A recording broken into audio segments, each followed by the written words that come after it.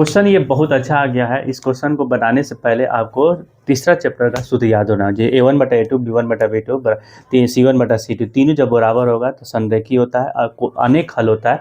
उसके बाद से एक और क्वेश्चन आता है A1/A2 बराबर है B1/B2 बराबर नहीं है C1/C2 के, तो वो होता है सिर्फ समानांतर होता है और कोई उसका समानांतर होता है, कोई हल नहीं होता है। ठीक है। तीसरा होता है A1/A2 B1/B2 तीनों C1/C2 तीनों के बराबर नहीं होता है, तो उसको प्रतिच्छेद करती है, उसका आंसर होगा केवल एक हल होगा। तो चलिए अब बोर्ड पे आते हैं। तो क्वेश्चन ये है कि दो रेखीय समीकरण का चित्र लेख, चित्र एक मैंने फिगर, यदि प्रतिच्छेद करती हुई रेखा हो तो उसकी संख्या कितनी होगी।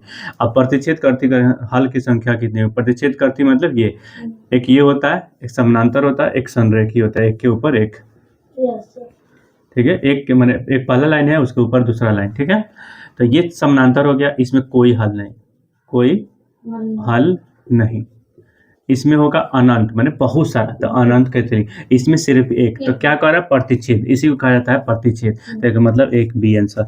तो उसको देखिए यहाँ पे A1/A2 B1/B बराबर है B1/B2 बराबर है C1/C2 के अनेक हल। A1/A2 बराबर है B1/B2 के बराबर नहीं है C1/C2 के, समानांतर कोई हल नहीं। A1/A2 B1/B2 C1/C2 कोई किसी का बराबर नहीं है, तो सिर्फ एक हल। इसका फिगर होगा प्रतिच्छेद करती रेखा होगा। ये 100% ये पूछेगा, ये कंडीशन 100% ये आपको सामने लिखा हुआ है। ये सारी ये क्वेश्चन इसी रिलेटेड जो मैं पहले बोला हूँ सूत्र, वो 100% बोलेगा। और लमसम इसमें 4-5 क्वेश्चन आता है, या सब्जेक्टिव में भी आएगा और ऑब्जेक्टिव में भी आएगा। ऑब्जेक्टिव में बताएगा कि बताइए प्रतिच्छेद करती रेखा है या समानांतर रेखा है या संरेखीय है, मैंने कोई हल नहीं है।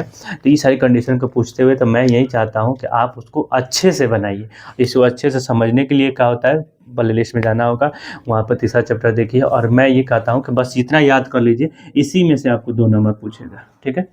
All the best.